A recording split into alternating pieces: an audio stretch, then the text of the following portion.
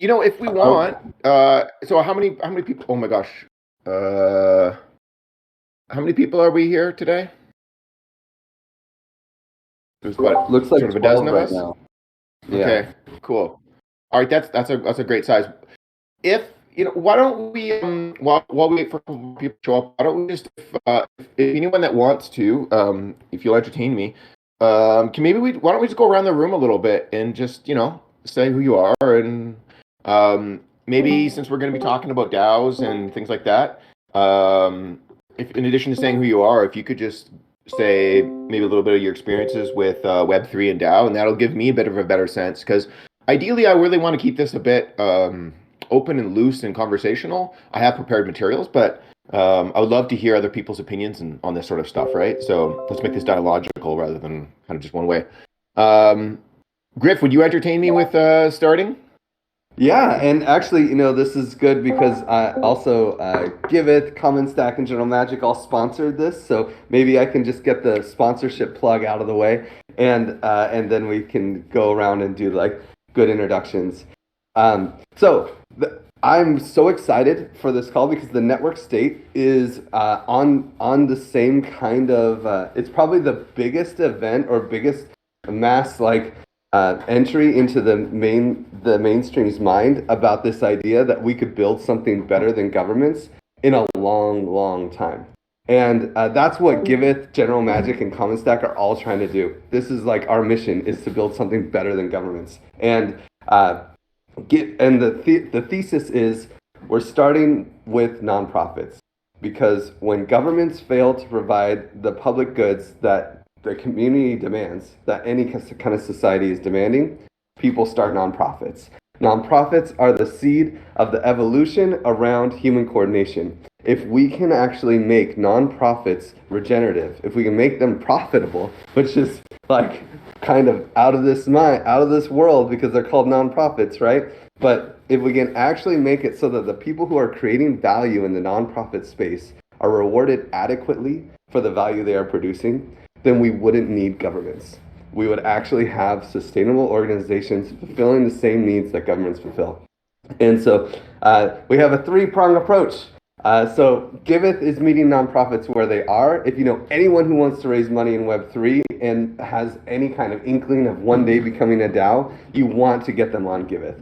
Giveth has some really cool stuff happening. We're trying to be the onboarding committee for nonprofits in Web3. It's super easy to sign up for a project on Giveth. We don't care if you're a legal entity. We don't care about any kind of structuring that you have. We just care that you're trying to make the world a better place and providing public goods. And then we give donors the equivalent of the Web3 tax deduction, which is called givebacks. So when people donate to verified projects on Giveth, we actually subsidize those donations with give tokens. And with those give tokens, soon, probably in a couple weeks, you're going to actually have for the first time ever, a chance to support a nonprofit and also have without sacrificing. You'll be able to lock your give tokens behind your favorite nonprofits and actually earn rewards while also helping the nonprofit. So this is called Give Power. It's a big launch that we have coming up. I think it'll probably be at the end of the month. We're looking pretty good. At this point, we're just doing the marketing. General Magic is, so maybe I'll do Common Stack first. Common Stack is spun out of Giveth in 2019 to try to build, which we're in the Discord now. I like to see the Common Stack emojis. Common Stack is taking this approach head on. While Giveth is trying to meet nonprofits where they are, Common Stack is actually going to the Web3 orgs that are familiar with this kind of tech and trying to build these regen economies, specifically regen microeconomies. And once Common Stack figures out that pattern, anyone will be able to actually come in and start their own regen economy, like starting an LLC. This is the dream of the Common Stack, that we can build repeatable patterns where people can build these regen microeconomies themselves, start small, and grow into something bigger. And then General Magic is kind of for-hire dev team in the Impact DAO space. So if you're starting the Impact DAO, we want to help. We do major discounted rates for Impact DAOs. super cheap. We can help with design, we can help with dev power, we can help with marketing, we can help with anything, basically. We're a whole team that could be launching any products that we wanted, but instead of doing that for ourselves, we're actually here to support you in launching your products because the space needs it. So if you want to support Giveth, go buy Give tokens. Or if you want to buy Give tokens in mass, definitely talk to me because we're looking for investment. If you're interested in launching a commons, you want to build your own microeconomies, the Commons Stack is actually looking to partner with you to help you build your own regen economy. So if you know anyone in the DAOs in the space in Web 2 or Web 3 space that's looking to start their own microeconomy, interested in bonding curves and support doing a truly bottom-up regen microeconomy, definitely reach out to me or anyone in the Commons Stack to partner with us, and we can help you launch your own DAO and your own microeconomy. And if you're interested in getting some support with your projects, you need a designer, you need a dev, you need some kind of just consulting, generalmagic.io is the spot to go. Okay, so that's the shill. Sorry, it was a long commercial. These are all orgs, for me, just introducing myself, these are all orgs I founded, and I'm just stoked about this event today because I did not read the network state and everyone's been talking about it, so I'm ready for the cliff notes. I'll pass it over to Ahmad for a quick introduction. Thanks, Griff. Hey, yeah. Guys, if we do introductions, that's going to be about half an hour. If that's okay with people, cool, but I don't think we're going to have time to do introductions. Why don't we just I think we're probably almost here, so why don't we just do real quick around the room, just 10 seconds or so, say who you are, and then we'll hop right into it. Is that all right? Okay. Yeah, sure. I can start. And if you want to just skip, super quick.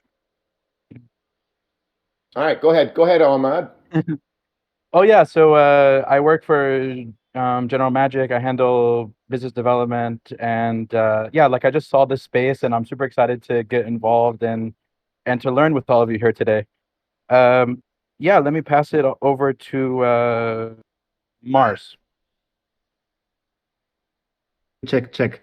Hi, I actually read the book very early and I created my own network state genesis. So I'm here to learn from the best people in the community.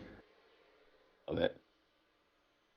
How about Fred Bomba next? Okay, hello everyone. I'm Fred. I'm very interested in the moment to bring this kind of concepts to the real world. I'm into art and art education in remote areas. My project is Transformatorio, and many of you knows me. Thank you a lot. Very cool. Grace? I was staying at the Giveth House last week, and I just wanted to hear in 1 hour how I can form my own country. Awesome. Kismet?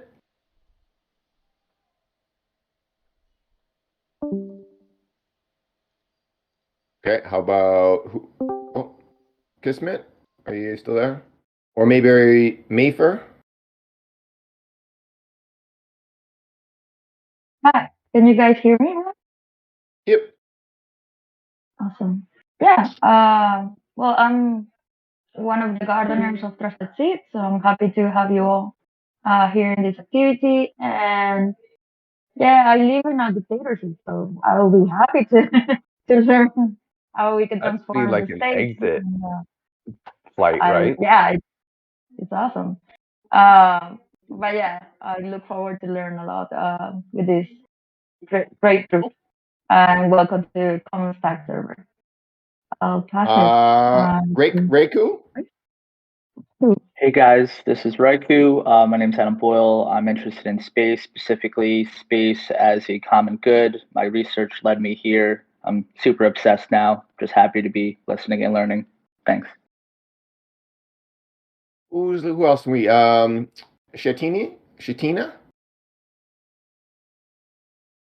Yes, Katina. Sorry. So Katina, I'm Naomi. sorry. And yeah, I'm really interested in political theory with blockchain, specifically for financial inclusivity. And I also really like the borderless idea for DAOs because I know a lot of talent is getting missed out on in the Southern Hemisphere just because of nations. Happy to be here Cool. and learn. Chris's? Hi, yeah, so I'm Chris. I used to be with Giveth, and I always will be in a way. I work at Gitcoin, and now State has been like on my reading list for a long time, so very interested to hear more. Cool. Who are we missing? Severin? Yes, hi. Severin here, based in Lisbon, and yeah, I'm super interested in the concept since quite a long time, and I'm happy that Balaji brought now a common meme to the forefront where people can gather and talk about this. So yeah, let's do this. Yeah, exactly.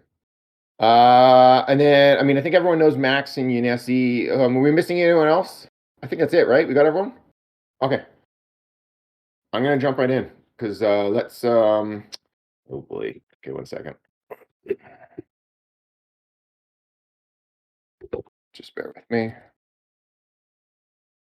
Oh man. Okay. I'm gonna have to close my Discord and come right back. I'll be just 1 second. Sorry, guys.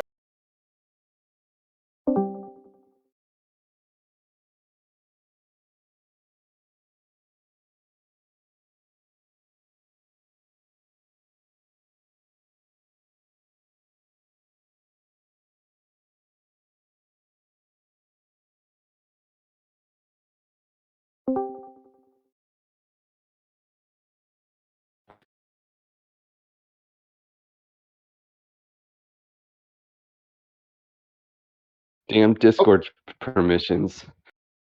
Yeah, I know, right? Okay, I think I got it this time. There we go.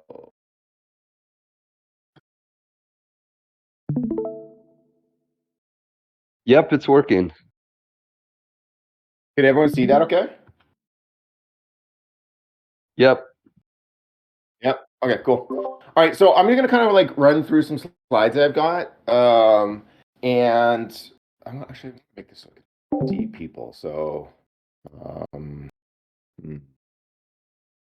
maybe is okay. Can people see my screen still, or should I make it should I maximize just so people can see?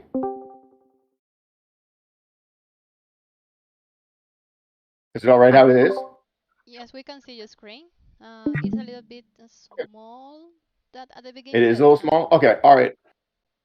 Okay, I'll maximize it.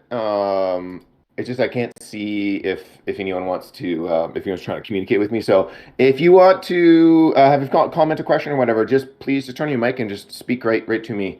I'm going to talk a little bit about the networks. It's nice to hear that a few of you are quite familiar with it, and a few a little less so, and kind of want some Cole's notes. So I think what I'm going to try to do is, I mean, my fundamental task for today is actually to try not to dunk on Balaji Srivasanan, because so here's an interesting quote he's got in here on page 86. He says, "Recall that Gell-Mann amnesia refers to the phenomenon where you read something in the paper about an area you have independent knowledge of." And he goes on to say something not terribly profound about this. But what's interesting is if you've spent your whole life researching, political science and political organizations and, community organizations and collectivities of individuals, and someone who comes from a kind of a technology background, from an entrepreneurial background, when they kind of come into this world, you want to applaud the effort. I think that was already sort of mentioned, but there's just so much that is wrong. It's just really, really, really hard sometimes. So I'm going to try to be as generous as I can while pointing out some of the kind of foibles to get to a place where we can start to talk like generatively and give us a good place to start. So the first thing to talk about is a little bit about Balaji's kind of notion of collectivity. And so he's got this idea, of course, is the network state. And my next slide, I'll talk a little bit more about what the state means to him. But first, his notion of collectivity. He's got this idea of, vaguely, sometimes he calls it like an online community, but he also says like a network union, right? And I think that's like an interesting idea. And he says, very particular, he says people are spread all around the world in these clusters of varying sizes, right? He actually talks a lot about, he says actually how it's interesting, many countries are actually fairly small countries. And I think this idea of there being different sizes is really useful when we start to motivate alternatives that are outside of states, outside of this notion of a nation state, and we start to talk about smaller types of collectivities. But what I kind of want to underline is he says the hearts are in one place, and that's something I kind of want to come back to, this notion of hearts in one place. And to reiterate that same point, he goes on, he says on page 136, every new startup society needs to have a moral premise at its core. And so this is what my reading of the network state is that this is what binds collectivity for Balaji Srivasanan. And he even at one point talks about the moral entrepreneur, which I think is a really fascinating idea. It has lots of troubling valences, right? And we're going to talk about some of those. But I do think there's something about the idea of having a heart in one place. And even just, today, it's pretty clear that the dozen of us kind of coming together, like we have our heart in the same place, right? There's something about that. Now, somewhat more problematically, he's got, charts of the sort here where we have economic left and right and authoritarian and libertarian and really problematic strong men and weak men and these kinds of notions. So those are sorts of things I think we can kind of move beyond because they're not terribly helpful. But I just wanted to identify that as, the underneath what some of his better thoughts on collectivity are. And then a lot of the book, in fact, actually, like the vast majority of the book is actually a weird kind of history lesson. And specifically, he even says the history we teach is an applied history. Now, I'm a historian of technology. And what's odd about Srinivasanan's take on history is that it's like happened in the past, and it's applied history is a bit of it's kind of an oxymoron, right? I think really what he's talking, he wishes he was a sociologist or a political scientist, but all he has is history books in front of him. So he kind of tries to rehabilitate this notion of history as an animating force, and I'll get into a little bit more what that means. This animating force of history is problematic but kind of interesting idea. And to just go back to what I was saying about before, this idea of morality and the central core that brings these collectivities together. He says history determines moralities. But worrisomely, he says, but morals are this zero-sum game. And rather stupidly, he says it's because the brain isn't big enough to be able to figure out how to keep a bunch of morals in your head. That's probably some really pseudoscientific take on Dunbar's number, which is, of course, also pseudoscientific, but that's there. So okay, moving on. And then he goes on. He says, "Well, we apply the techniques of company societies." So here we're now getting a sense of what he imagines for this network union that then develops into a full, complete network state. And I think this is just good old-fashioned Web 2 logics at play, right? He says, look, if you want to create a startup society, you just need to finance it. You need to attract your subscribers and calculate your churn and do customer support. And it's just society as a service. And I suspect probably everyone in this room today immediately just sort of understands the limitations of that view.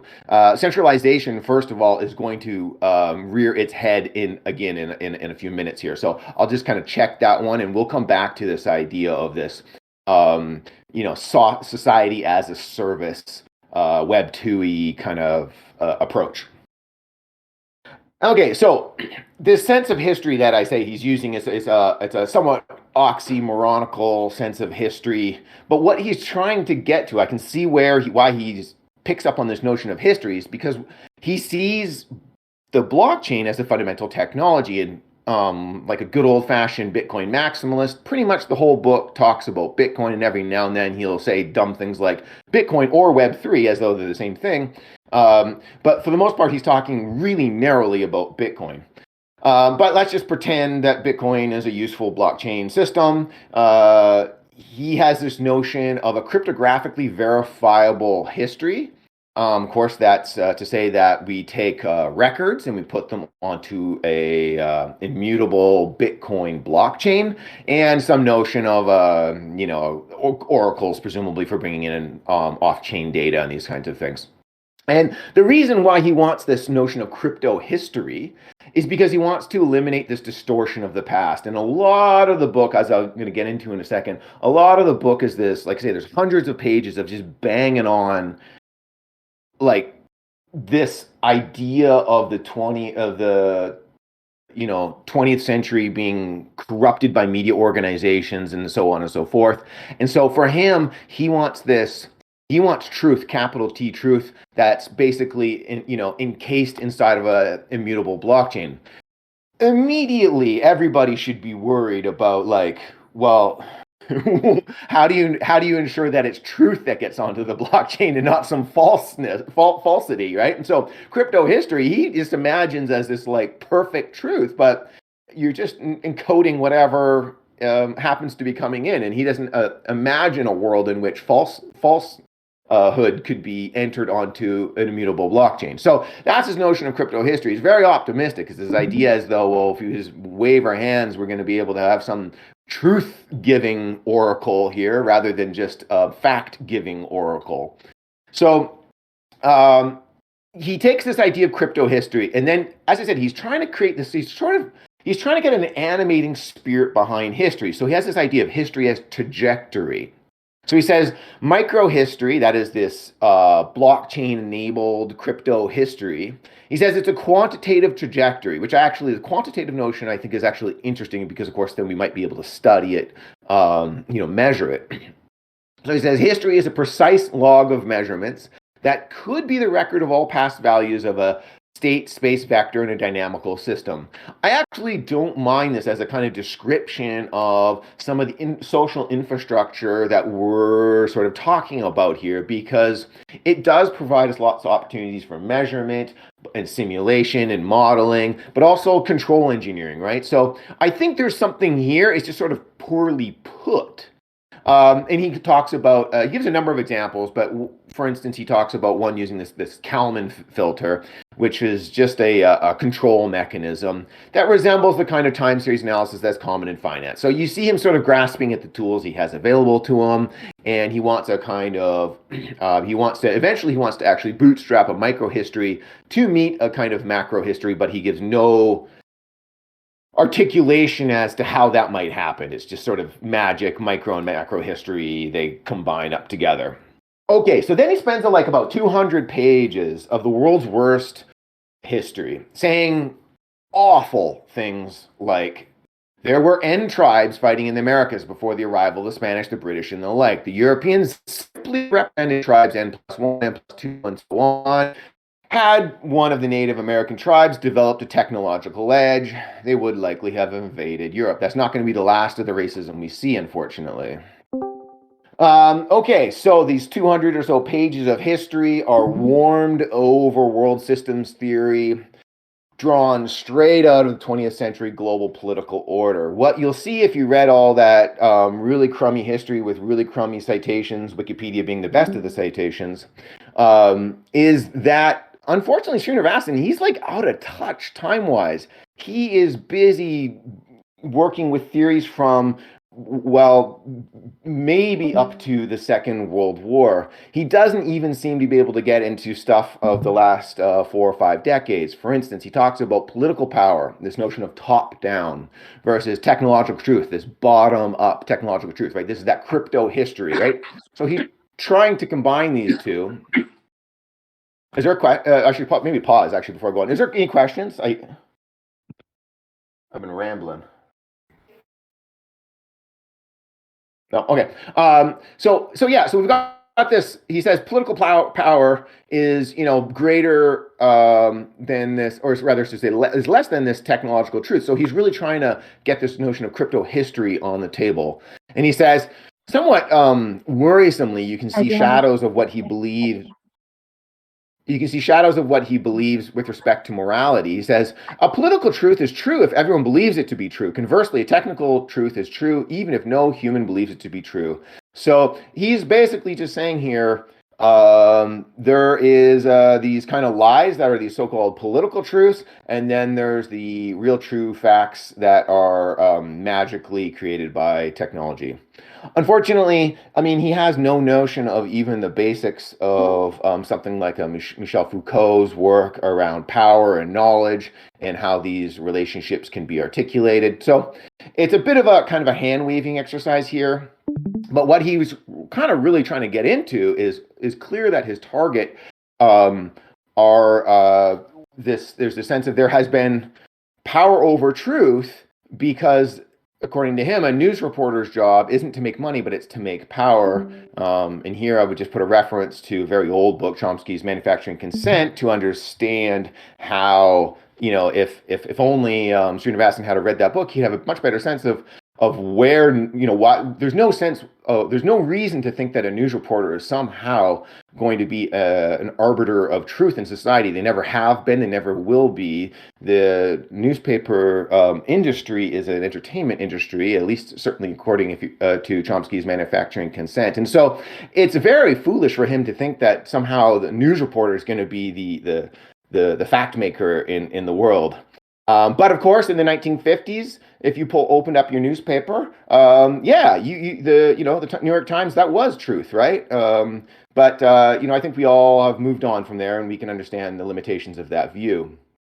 Okay, so he says, what you end up having is you have this collision of leviathans, and of course, he only vaguely means a Hobbesian leviathan here. I think what he means by leviathan is some notion of a big, strong force. He doesn't take it literally in the Hobbesian sense of the sort of collectivity of individuals and the way that rights get, moved to the sovereign and so on and so forth. He means it just in the sense of a big, powerful individual or a big, powerful institution. And he says, and in that regard, he says Tesla is greater than the New York Times. So the New York Times is, again, we see a kind of problematic figure for him. And what he's trying to get with this collision of leviathans is that he says you can't. One of the leviathans, of course, is this sense of encryption, this technology, right? And he says that very straightforwardly, encryption is the end all and the be all. This is a very Julian Assange perspective that, the universe believes in mathematics or encryption or whatever. And this for him is a kind of a ground truth. And that's like in as many respects, there's a lot of interesting truth to that point. But also I think it's important to understand the limitations of the idea that encryption is going to save us, because a little bit, the other thing to kind of consider here is, of course, the Snowden disclosures in 2013, which demonstrated that encryption does in fact work, but lots of caveats on that. Okay, one final collision of the Leviathan is we have the Chinese tech clash as an example of the state being greater than the network. So he's a little bit ambiguous as to whether the network's automatically going to crush the states, or whether or not some states, for instance, in his wording, the evil Chinese state is sometimes more powerful than the network. Okay. So the right model of the history of the Bitcoin economy is as a hybrid state where the public has access to these raw transaction data, but private actors like Chainalysis and Elliptic, which I assume many of you are familiar with, have access to much more information and can de-anonymize many transactions. I wanted to include this quote because this, I think, is a really important point for two reasons. One, it's a straightforward recognition of the limitations of encryption. Right? If you have followed any of the de-anonymizing efforts over the last couple of years, At this point, companies like Chainalysis can use their big fancy machine learning thing called a reactor, and they can quite effectively de-anonymize supposedly pseudonymous or anonymous transactions on the Bitcoin network and so on and so forth. So that's to say that encryption limits governments until you get a good machine learning tool that can come by and crunch through and de-anonymize your transactions. And there's been many examples of crime being solved by the state using these kinds of technologies. But more worrisome, this is also, if this is sort of how he thinks the world should be, that we've got this Bitcoin economy with a hybrid state, and the public has the raw transaction data, but there are some special folks who have much more power and information. This is just how you get secret technocracies. This is like, how you build secret police forces and so on and so forth. But I think it's a really chilling vision. And I would actually point to other much more sensible alternatives.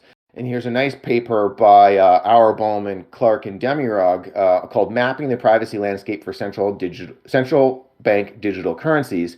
And what's interesting about this paper, I just wanted to mention, is that it talks about the tensions that emerge between these institutions. And rather than doing the normal thing where it's like, well, it's either everything's private and secure or nothing is because the state has some big gnarly backdoor, this paper maps out a bunch of alternatives, including things like anonymity quotas and things like this, where you can imagine a state, in this case through the arm of a central bank, working more sensibly with the other actors in that exist out there. That being everything from the privacy advocates to other institutions, businesses, and so on and so forth. So that's a nice alternative to think about when we're imagining a world that has strong privacy for some, but then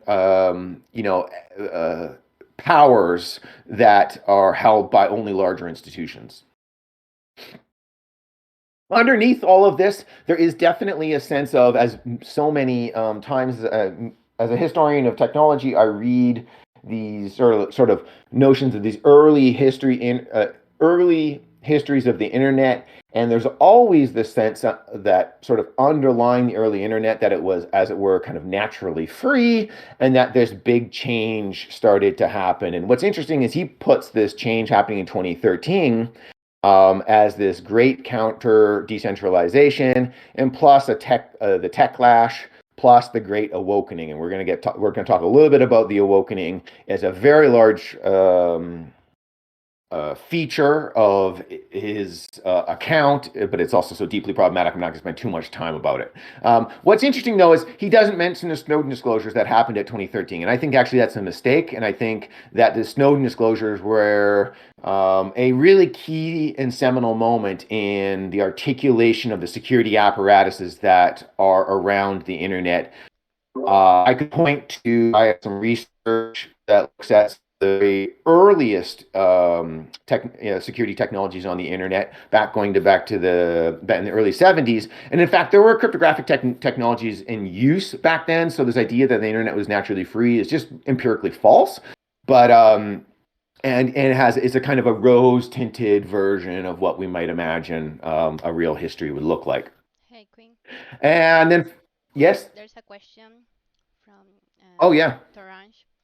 She is asking, how do we deal with SBF type issues if not regulated?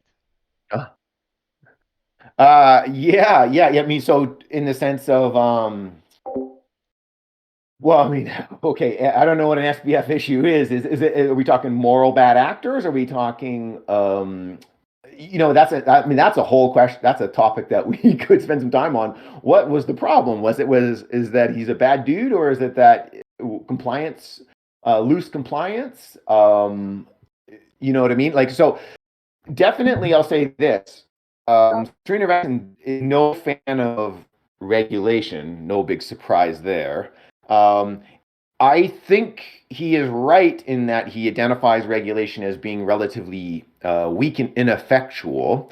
And My opinion of regulation is that the regulation, especially fintech types of regulation, emerge largely out of the neoliberal state. So the configuration of the neoliberal state is such that in the last about 50 years or so, there has been I think, in fact, Griff mentioned this earlier, there has been a real power vacuum in global governance. And I think we can just all look at the inability of global governments to address things like climate change as a sort of paramount example of the challenges of a neoliberal state to solve big collective action problems. The neoliberal state really only has a regulatory mechanism. There's not a lot they can do anymore.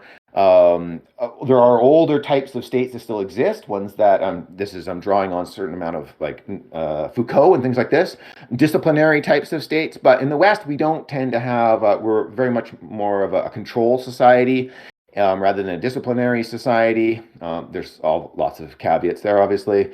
And so that means the neoliberal state can only try to keep these technologies in check. But everybody knows that the technology, it's what drives the car, and the regulations, they just try to accommodate it, right? And there's little, if any nation state wants to get rid of Bitcoin, as we all know, they can't, and that's simply because there are no regulatory mechanisms by which they could affect to create that. So regulation is just really, really weak in that sense, and I think that's just a consequence of it being a neoliberal state.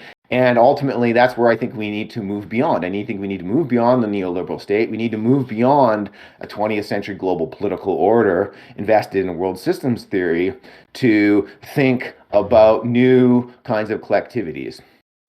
In that regard, so I'll just pause there. Is any other questions? And did I sort of answer that question?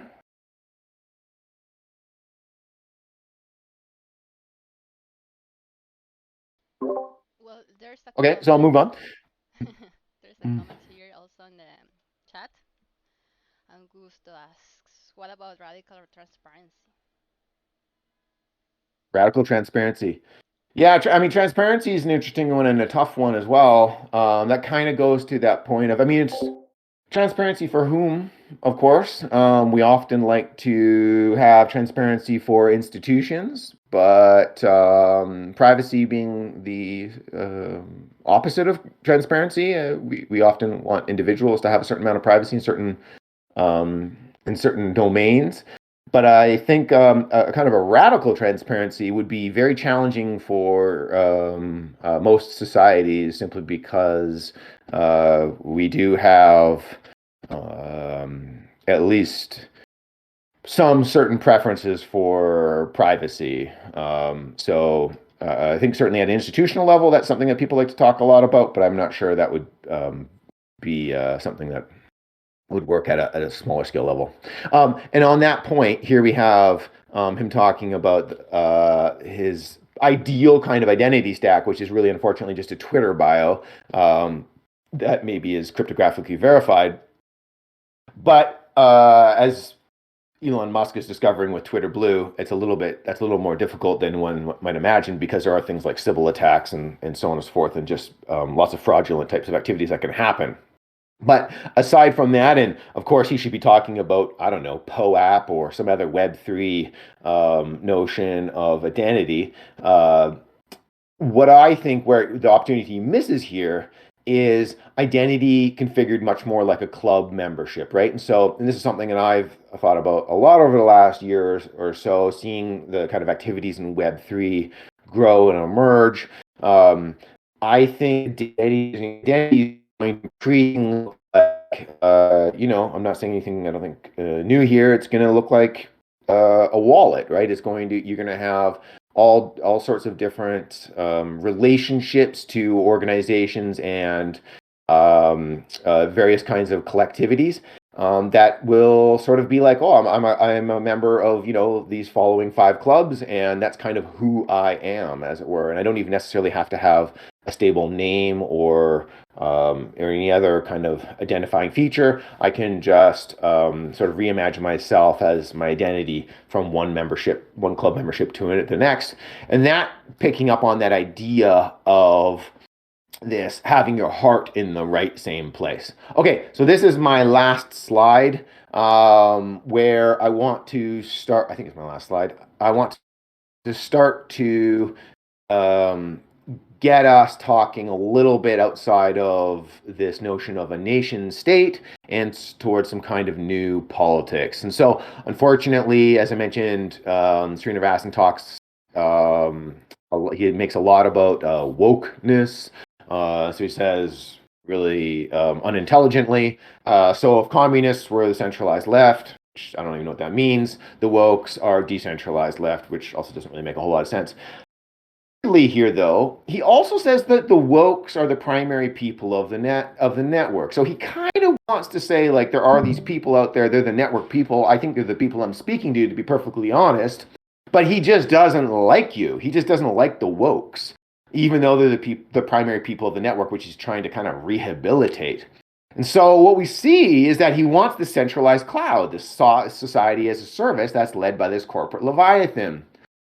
And we go back, he says, remember, he says that we have this moral premise, and this justifies the existence of a righteous yet peaceful protest against the powers that be, resulting in this opt-in parallel society. And as I mentioned before, this requires this moral innovation. And I think this is actually something interesting here. So despite sort of despite him being really uncomfortable with the wokes of the network, what we see is him grasping at this notion of collective identity. And I think collective identity is something that we should really, really think about when we think about things like DAOs.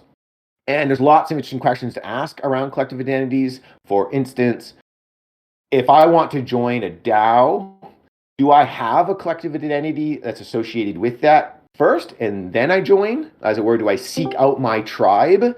Or do I join the DAO and become one of the tribe? That's just a sort of a basic question around collective identity. There's lots of things we can think about how it emerges and what it means to be, for instance, subcultural, right? Or subaltern. In some respect, many of the DAOs today exist in opposition to the, I would say, mainstream crypto, maybe the Bitcoin crypto. The fancy word for this process is schismogenesis. This is a term from anthropologist Bateson. It was used a lot recently in the work of Graeber.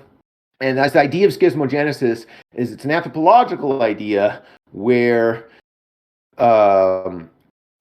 groups of people will find their collective identity in opposition or refusal to some subcultural element. So that's to say, we can probably, I think, relatively unproblematically say that Web3 emerged through a process of schismogenesis, so in opposition to Bitcoin, right? So there's a collective identity that is, it is an opt-in parallel society, and it requires a moral innovation, but it's one that emerges in out of refusal of that which comes before it. So that's a really different kind of characterization, I think, and I think that's one that's important to kind of think about.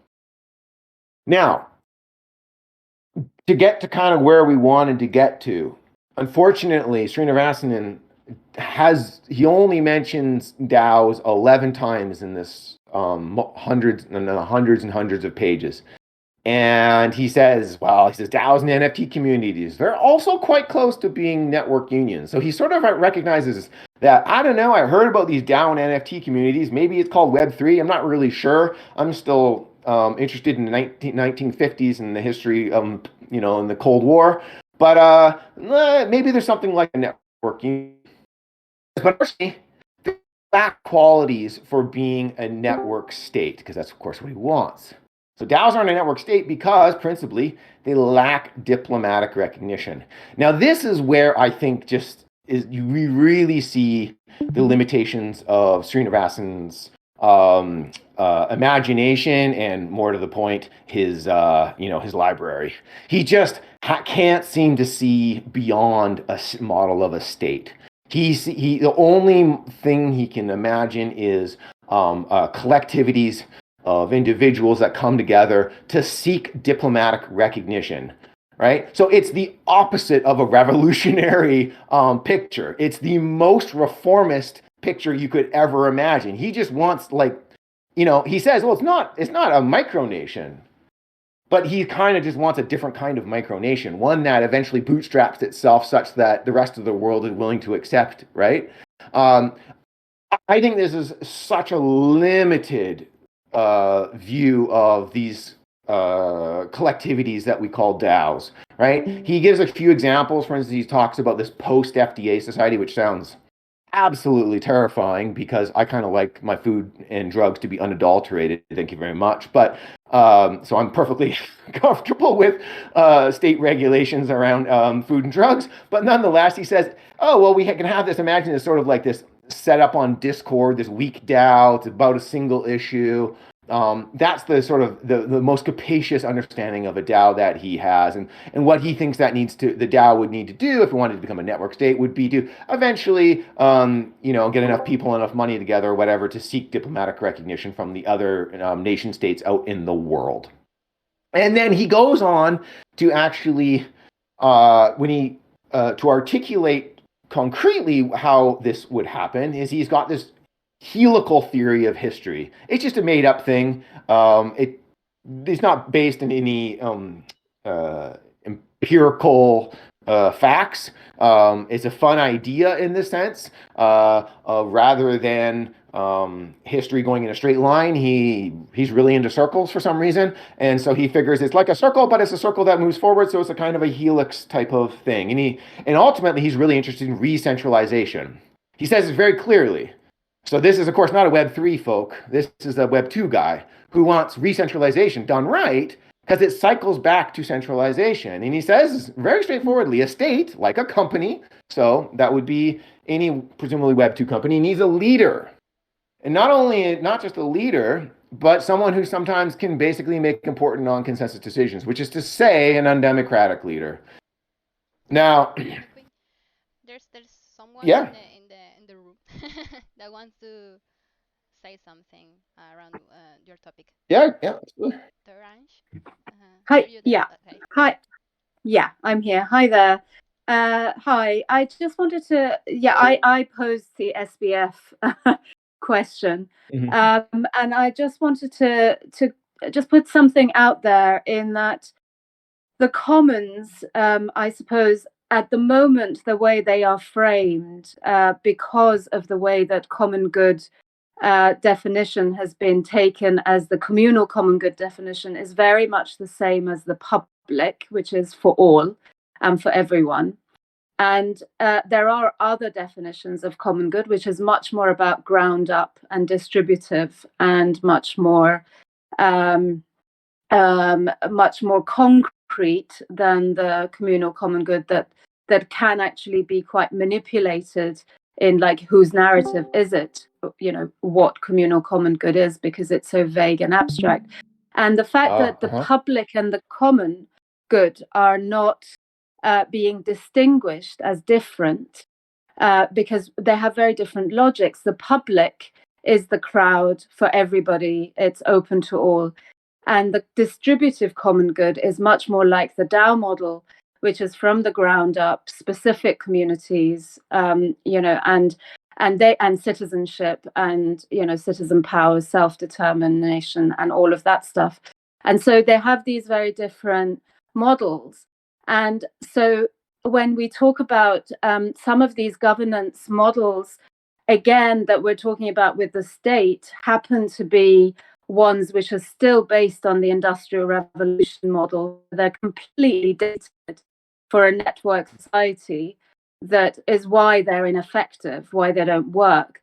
But if we have the commons to keep these other institutions, like, or other big kind of financial institutions accountable, because accountability at the moment is really actually crap anyway. At least in the UK, which is a context I know, you can't scrutinize the private sector. So, they could be delivering public service, but there is no way to scrutinize them, if they kill people or whatever. So it could be that there are DAOs or there are commons that actually start to deal with that regulatory issue. And I just thought it might be interesting to just put that out there as point of discussion. Thank you. Super helpful. Yeah, super helpful. I think there's so many points to jump off on that, and I'm really glad you offered that perspective. The first thing I wanted to kind of underline, as you mentioned, was I think you used the word distributive common good, and you were sort of breaking apart public good, common good, and the various kinds of goods we might have. I think this is a really healthy discussion, one that we can. So, just to give a little bit of sense of where some of my own research these days, I'm really interested in what I call digital polycentric governance. So this is picking up on the idea from the Nobel Prize winning economist Elinor Ostrom's work around polycentric governance. Polycentric governance being governance or should solving collective action problems without states or markets. So that's what Ostrom calls polycentric governance. I think we can take that idea, and so without states and markets, governance in a polycentric governance works by basically hard-fought consensus, and that's dispute resolution, ways of creating order, and so on and so forth. The kinds of consensus types of mechanisms that we see, I think, very concretely, DAOs experimenting with. This can be on-chain governance, off-chain governance, the whole nine yards. And we're very much, I think, kind of working out what that process means. But to go to your point around like different kinds of goods, so we can think of club goods, we can think of public goods, private goods, and common pool resources or things like that. And so that's the kind of classic model of these goods. To that, I'll also add something I've been thinking a lot about recently is Glenn Veal's work. He's the guy that wrote with Posner this book called Radical Markets, really fascinating book about that talks about articulation. He got this notion of plural property, and you can see this on his blog at Radical Exchange. He's written quite a bit about plural property, and it's different ways of thinking about the property rights. And I think, of course, we all see the digital infrastructure available in front of us for articulating different kinds of property regimes. And so I think that's where we get really neat possibilities when it comes to your point, distributive common goods. So I really wanted to underline that. The other kind of thing you mentioned was accountability and legitimacy. I think we are starting to see emergences of certainly the breakdown of legitimacy and accountability in many of our global institutions, and this is where we see social movements emerging to counter those, or to maybe try to take ineffectual institutions to task, they being governments or large other kinds of institutions. So and that breakdown and that sort of reemergence is starting to reanimate a fairly old articulation that you can go back to even the 1800s, and there's a notion of a right to commerce, a right to operate in society. And today, of course, in our neoliberal state, we have the inverted model almost, right? Of course, you should go and start a business and operate, and do things, and only the government may provide some kind of regulatory checks to that, right? But it used to be that a business owner really had to kind of, as it were, earn the right to be able to operate in society. And so that's that moral kind of innovation. And we're increasingly uncomfortable, for instance, oil resource extraction and these kinds of things. And we see social movements coming up to oppose these. And this is a breakdown of accountability and legitimacy. On the final point there, I'll say how I actually think about, and this actually goes to my last point on this slide, how I like to think about things like DAOs is I'm very much informed by a great book by Hart and Negri called Assembly. And they talk about different kinds of collectivities of people coming together in this notion of these assemblies. And they give a really nice history of social movements and how they form and change and so on and so forth, or whatever. And for me, reading Assembly by Hart and Negri actually made me think that when we say DAO, decentralized autonomous organization, the word organization is actually a little bit unhelpful for us here, actually. I think, of course, what a DAO is, there's many types of DAOs, and of course, the DAO from 2016 is very much different from Friends with Benefits from 2022, or whatever it might be, But I don't think most DAOs actually have a kind of an organizational type of model. A lot of people like to, for instance, talk about transaction cost economics within a DAO, right? So DAO is having to be some sort of revenue maximizing entities, right? So why do you come together? This is a classic theory of economics. Why do people come together under a firm? Well, it's to reduce transaction costs. That's a classic economics theory. I don't think that's how DAOs work. I don't think that's what's going on here. I have never seen any evidence of revenue maximization really happening inside of at least most DAOs. Rather, I think they work more like social movements. They're leaderless. And they're not a vanguard movement either. They don't. So Srinivasan talks a lot about wanting a strong vanguard leader. A Lenin type figure, let's say. Of course, not Lenin for him because he's so anti-communist. But that's his imagination, because he can't imagine a rational, consensus-built collectivity of individuals in a very highly democratic way coming to resolution on things and having order and being able to accomplish things. He just can't imagine that. He figures there's got to be a leader at the top. And so I think we actually need to throw that away. We need to say, no, this isn't not decentralized autonomous organizations. These are something a little different. They're actually, if you want a better model, let's look at terrorist cells. Let's look at highly robust and resilient organizations that they move like water. You can't stop them. And they they're built on this moral premise, this innovation of where their hearts are, they come together. And what's really cool about this is once you get away from this centralized model, of course, now we can start to address these big global governance types of issues, collective action problems that our other institutions in society can't seem to address, certainly not in nation states. They seem to not be able to address because they're fundamentally not basically nimble enough institutions.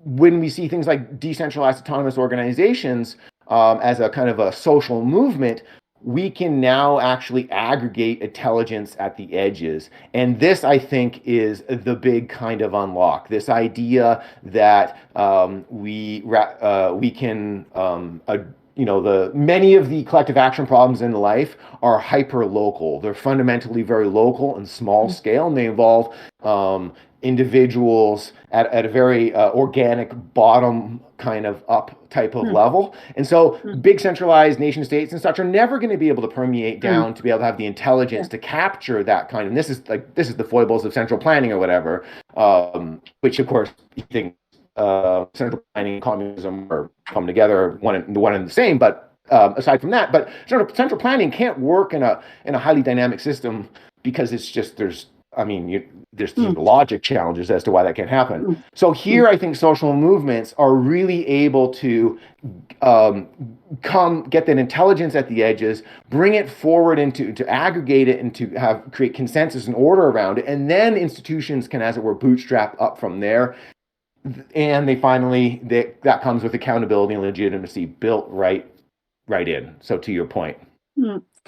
Can I just say one thing? I mean, I also think the book from Kate Raworth, Donut Economics, which I think it's really, really incredible. I think what she talks about is that not every, you have the public. It has its own logic. It's open for all. However you kind of design that, you have the private, which is the markets. You've always had markets, since the beginning of civilization. You've had commerce. And you have the commons, which is the sphere of the civic or the sphere of the people. And they have to work together collaboratively. And so I suppose one thing we have to maybe be quite conscious of is that not everything has to now become this almost like power struggle between everything being about the private sphere or everything being about the commons or everything being about the public. They have very, very different logics, and they have to almost be autonomous and powerful enough in their own without the co-option of power from one or the other. And then they need to just do what they do best. Because if the commons become, as we have seen, become severely commercial, that's where, they also start to lag or become completely, I mean, it's a bigger conversation, but I think that that is something to consider, that they are just very different logics. And also, I suppose, organization, there are really interesting conversations around organization, even organizational, like beautiful organization, what does that, if that gives you joy and happiness, what would that look like? Or Neither Horizontal Nor Vertical book by Rodriguez. So I think there are really interesting areas around organizational routines and relational power and things like that. So, but I just don't think they're being applied at the moment to the DAO conversation, and I think that really needs to happen. Yeah, I think that's I think those are some really good thoughts. On the point of, this is after all the commons stack. The one thing about commons that I think I always try to remind myself about when I'm thinking about commons, is simply that let's just remember that what we're talking about here. So I mentioned Eleanor Ostrom's work around polycentric governance. She was talking about collective action problems and enclosure of commons and these kinds of these sorts of challenges in a material world, right? So she's talking about overfishing, or cutting down too many trees, whatever resource management types of issues we might have. There are sort of resource management types of issues within DAOs, I think, right? Certainly thinking about revenue and making sure a DAO has sufficient investment or funds or whatever the heck there's money involved. There's usually some tokens or something like this, right? But resource management, I think, looks a lot different actually in an immaterial, digital world. So that's to say, I think it's really important to remember when we think about commons that this is artificial scarcity. We create artificial scarcity, and scarcity by itself, actually, I think is something we should really think seriously about, and whether or not we need to replicate scarcity-generating institutions from the good old-fashioned meat space, right? Do we need scarcity within in a digital world? And what does a world of surplus mean? And actually, I think we see a lot of what's interesting is within Web3, I think we see a lot of really transparent examples of an economy built on surplus and not scarcity, Giveth being one example of it, right? So I think that's kind of where a lot of us really want to get to.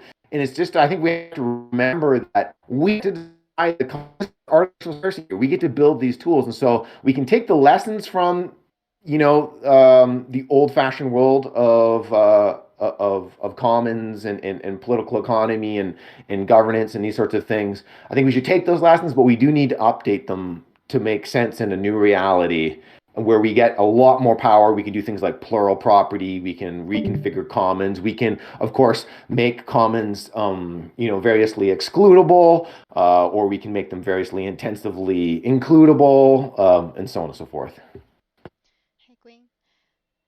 I know we're at the end of the hour here. But I don't know if someone else wants to say something, to add something, or just we can. If Okay. Sorry. Yeah, I just wanted to throw in 2 points at the end.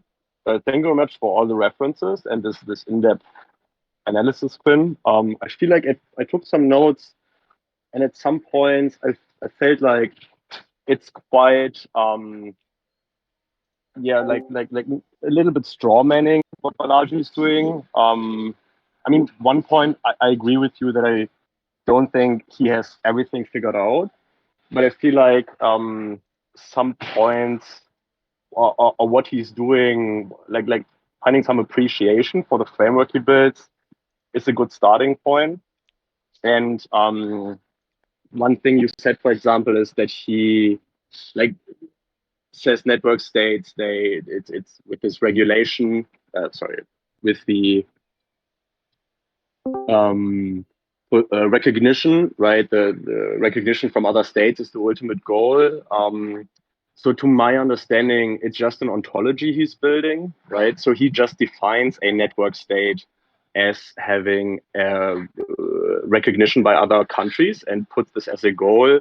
But he also uses other words like parallel society, startup society, or network unions that don't need the recognition on some level. So I think that's rather useful. And it's just his definition, right? So you can define it a different way if you think it's useful. One point to the crypto history, in the beginning you said he can't fathom that the inputs on a blockchain are failable. He actually makes qualifying remarks in his work where he says, well, the inputs can be wrong, but the point is not that just because it's on the blockchain it's true. He's aware of that, but it's that these things cannot be changed, and that if you have a good concept that you can link identity to it and verifiable identity, right, to these points, and even if somebody puts something wrongly, which obviously can be, right, like on chain, you still know who did it, and it can't be it can't be removed. And then there's a bunch of transactions like financial transactions, land titles, and all of these things that are just verifiable in and of itself, right? And I think FTX is a great example of this, right? Where you actually could see the wallets and you can see the transactions, right? This is actually to his point of what crypto history can do for you, right? Where a classical banking system, you can't look into the transactions if you're not the bank, right? So it brings a symmetry to information, which allows for bottom-up interpretation of events, right? Which is actually pretty powerful. And so I think that's actually an interesting point worth diving into. Yeah, I think those are really good points, and I do apologize if I didn't give Srinivasan his sort of due for what he has set out to accomplish. I think, you know, so, and I take your points. I think they're all you know, if he was here speaking to us today, I'm pretty sure he would understand that obviously junk, you know, garbage in, garbage out on the blockchain or whatever. He would understand these kinds of things. I think the sort of hang up for me is that there's not really much understanding or discussion of exactly what that looks like. It's he gets up to where we want it, you know, like, okay, so, you know, I'm with you. Crypto history sounds good. Now tell me how it's going to work. And he just has nothing to say about it. There's just he can't imagine an institution that would be able to provide this kind of truth mechanism. There's just no, you know, it's just a very hand-wavy type of exercise at that point. And which is, you know, you described it as a kind of an ontology. He's offering this ontology. And to that point around the ontology, though, actually that's where I want to push back a little bit. And I do find the network state a somewhat singularly unhelpful book in that regard, because it's right in the title. And maybe we have different, obviously I have different opinions about the world than Srinivasanan, because I don't think the state is this thing that we need to rehabilitate and reimagine in Web3 or whatever we want to call this future. And I tried to articulate some of the senses, like it's really transparent what he's been you read the network state and you read the citations, and I know what his bookshelf looks like. It's a very clear understanding of the world, and it's one that's invested in the 20th century, global governance, nation state, Westphalian enterprise. And I don't think that's going to carry us to the future. I think that's just a fundamental limitation of the way he just can't imagine a world that doesn't need this state recognition. And so he's never going to be able to come up with solutions that are going to be able to address hyperlocal types of activities or really tough collective action problems where we really need to be able to form strong consensus to be able to, accomplish important things like climate change, of course, being the big example. Hey, quick question, Quinn. Does he ever mention the concept of public goods or non-excludable goods, or, is that even in his frame of reference? It's a long book. I'm just looking it up right now. I think no.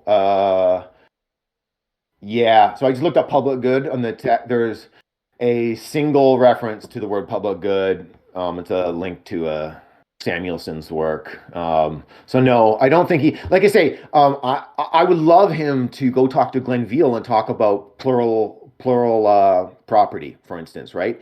Newer, like really, rather than get worried about nation state formation, break it right down to reimagine property regimes, right? Like reimagine what the commons could be. He doesn't seem to have any, because he can't get there because he's sort of stuck talking about nation states and all these goofy things up here, when I just wish he would put that aside and then come down and talk about real economic realities, right?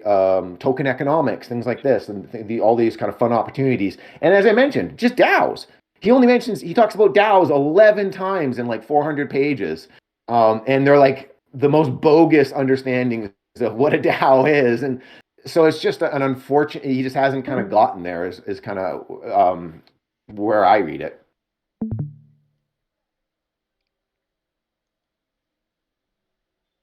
Any other questions or comments? It's been fun, at least for me. Yes, it was really interesting, Quinn. Yeah. Probably we should. Wait. Griff is telling something. So I'm just curious if he addresses the why behind the state. Does he ever say like why we need a state? No, not my. I looked for this. This is what it just seemed to be a presupposition. It seems. I mean, it's in the title. I look desperately. This is a really good question, Griff. I think you're absolutely right. It's like why a state? And it seems that this notion of state recognition, he seems to think that this is where this invests the whole thing with a kind of legitimacy and power that it would not be able to attain otherwise. And that seems to me a fundamental mistake, because you just look. So I gave the example of a terrorist cell before. Legitimacy and power does not need state recognition, right? We have organizational forms that can just blow that all up. And I think that's the real power. And I think actually nation states are increasingly ineffectual, right? And we all kind of see this, right? We see people going to COP27 or whatever, and we're like, man, what is this dumb exercise we're doing here? Like, this is not going to accomplish anything. I think most people feel this way kind of inherently.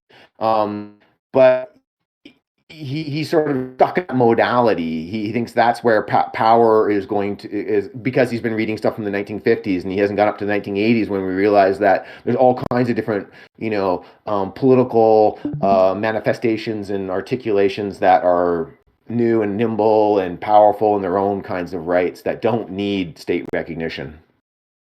And may I maybe add to this? I think so. So from my understanding, one concept that I really like that he's building is the concept of crowd choice, right? So the recognition that if we pool our decision making in a coordinated way, we generate power, and this power can be basically coming bottom up and from a place of autonomy or sovereignty. And I think that's where he goes with network unions, and then by an extent goes to the network state.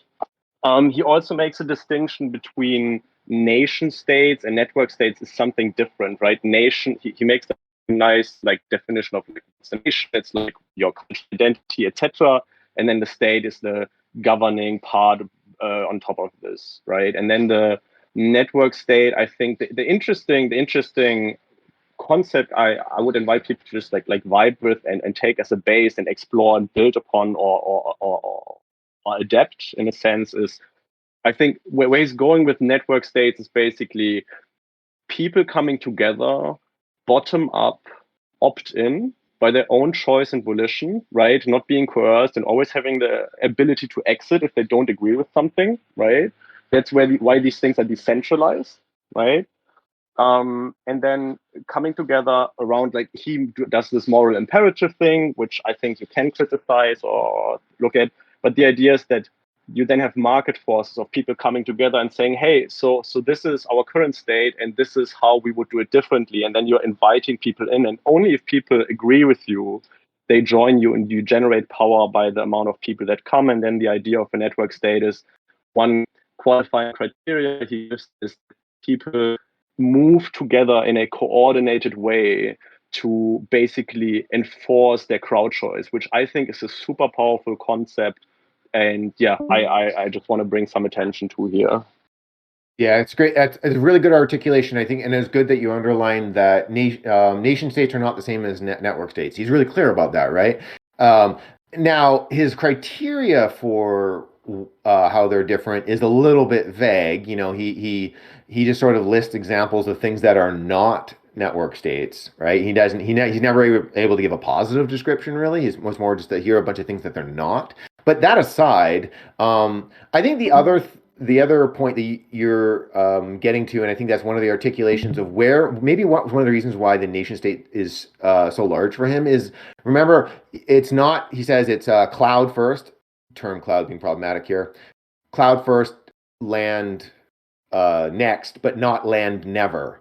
So so that actually is a little, that's a place where my vision and his vision, I think, actually depart, because I'd already talked about the sense of the lack of material impediments here. He's really interested in getting to like the material world does matter for him, and I don't think that's like in a mistake or anything. I think it's we're embodied creatures, right? So we can't just live floating in the clouds or whatever. So I think he's right in trying to articulate this network state, network union, network archipelago as a embodiment of physical land. Now he says you don't have to all be together. Like it could be, we could all be part of this network state, but we all live in different parts of the globe, as it were. I mean, and that's interesting to me. It's just that I don't know how that works. Like he doesn't talk about like what's law look like that at that point. Like, is there law? Jurisdiction. I mean, there's just a load of, at that point you're like, okay, that sounds cool, but I would love to know how that would actually work. Like, what about military?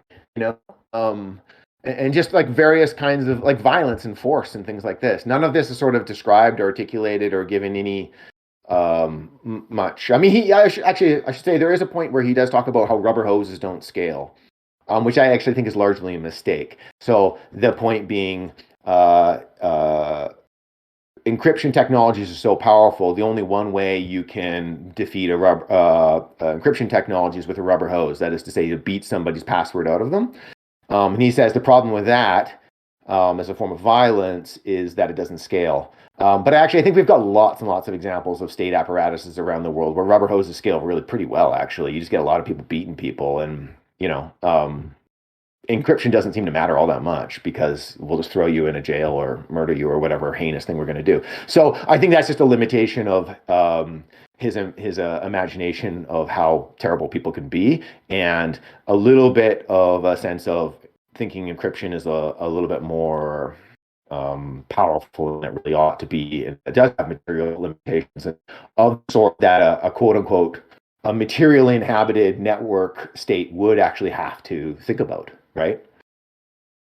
Can I ask you another quick question? Like, it just seems like his version of a network state is not one of, like, I would say it sounds like a misnomer. Like, the state is in many ways non-excludable, providing some kind of non-excludable value, and like people who are in a state can interact with the state without having to pay to play effectively most of the time, right? They get to enjoy the rule of law, for instance, or the military, as you said, without having to pay to play. But it sounds like the network states that he's talking about are actually not like they're like you have to somehow engage and do work or provide value before you can even be included in the benefits of the state. Is that a mischaracterization? I think that's probably fairly close. He talks a little bit about voice and exit, the typical things that we've all talked about before. And yeah, I think that's roughly speaking right. That introduces questions around the kind of classic DAO types of DAO governance types of issues that we all run into. For instance, well, okay, so if you can join, but how do you can you fire somebody out of DAO is the old classic question.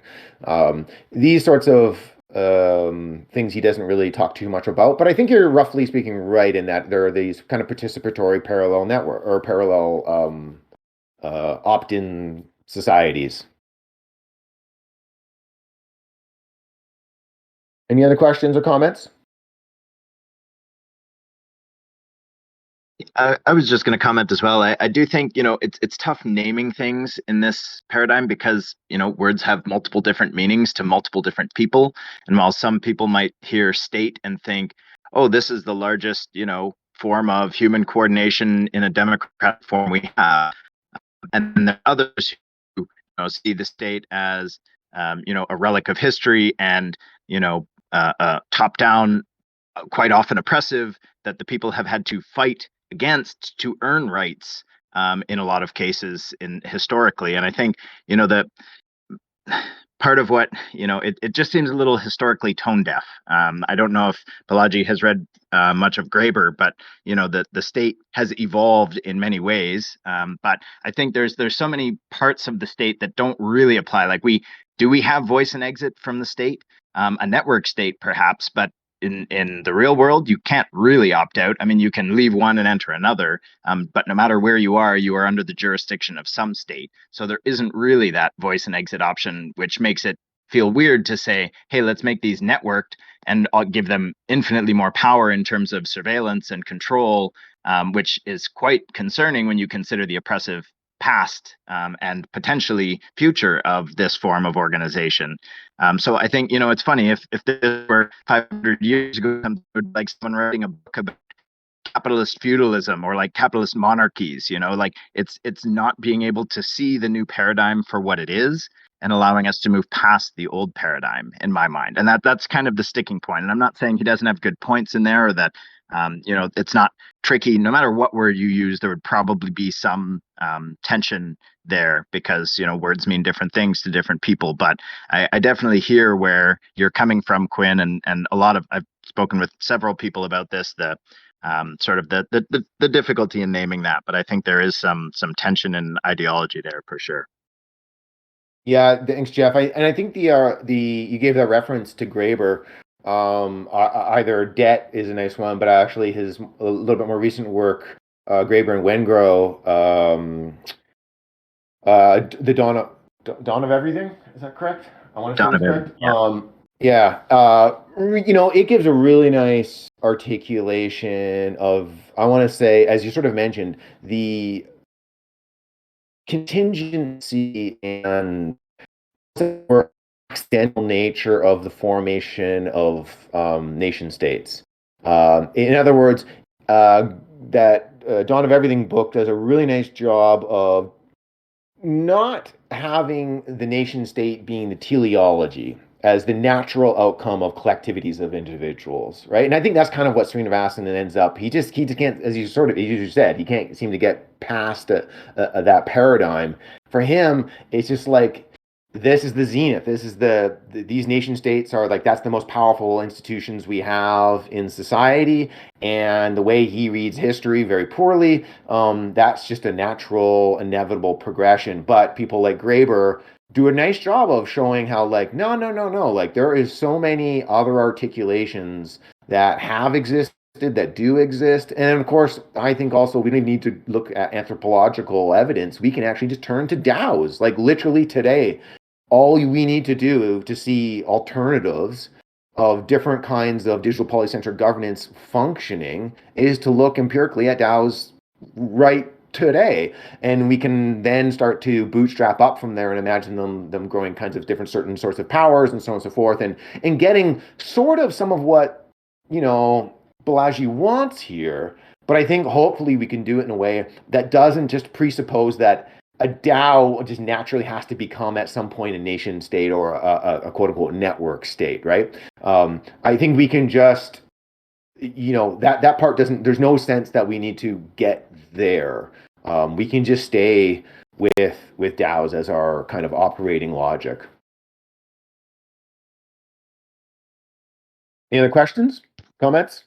Or comments beyond DAOs? Yeah.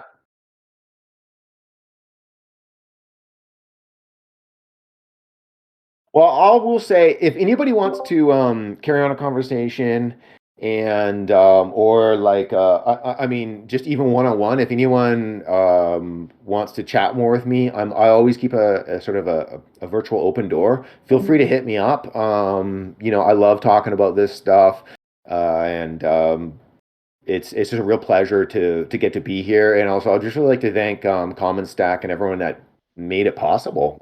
This is a really fun opportunity.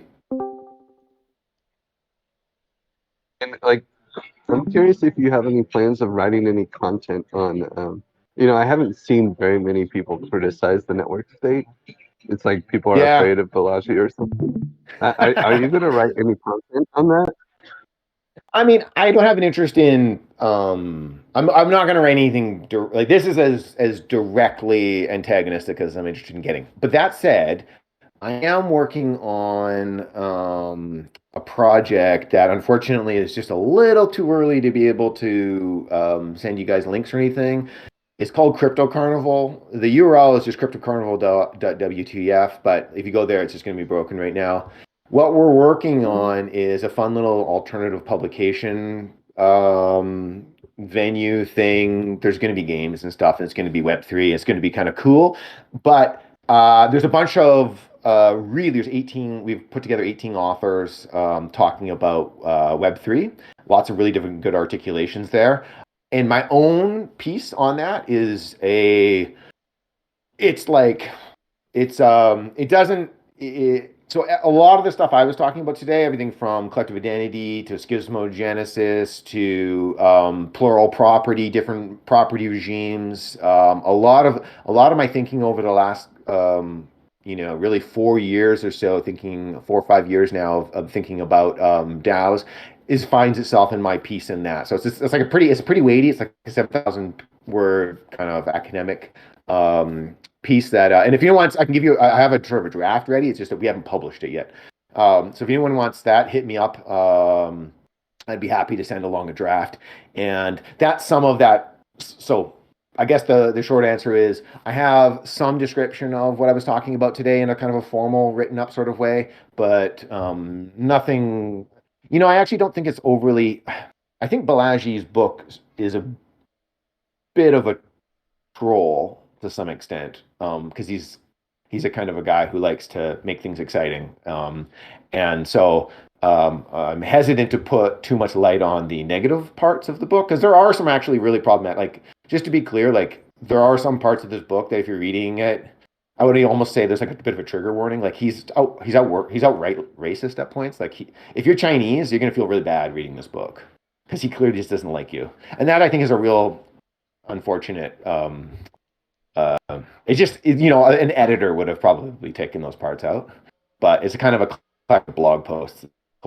So anyway, that's why I tried not to highlight those negative parts too much, because I think those are unhelpful, and that there is some interesting insight that we can get out of this book. All right. Well, I think we'll call it there. Yes, I think so. Well, thank you so much for being here, hosting this masterclass session. Thank you, Griff, also for joining and talk a little bit about our sponsors, and everyone else. Thank you for joining us in this great discussion for the open agenda for the conference. So thank you so much. You are making it possible. Thank you. Thank you, Nisi. Thanks, Thank you, everyone. Quinn. Bye Thank bye. you, Quinn. That was great. Everyone. Bye.